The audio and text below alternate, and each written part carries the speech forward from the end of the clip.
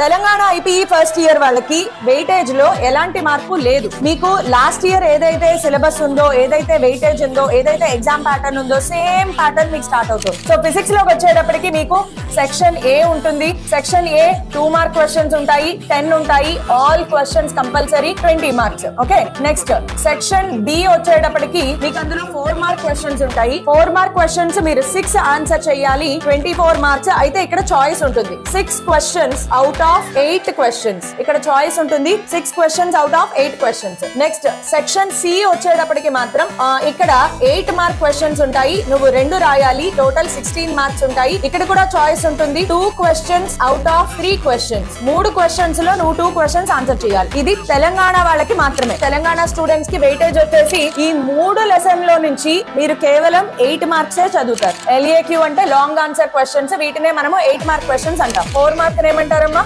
SAQ. 4 mark weightage chapters వచ్చేటప్పటికి motion in straight line, motion in a plane, laws of motion, system of particles లోంచి 2 questions వస్తాయి. Gravitation, mechanical properties of solids, thermal properties of matter. వీటిలో నుంచి మీరు 4 marks మాత్రమే చదువుతారు. 2 marks కి మళ్ళీ వెయిటేజ్ చెప్తాను. ఇప్పటి నుంచి మీరు 2 మార్క్స్ వరి అవ్వక్కర్లేదు.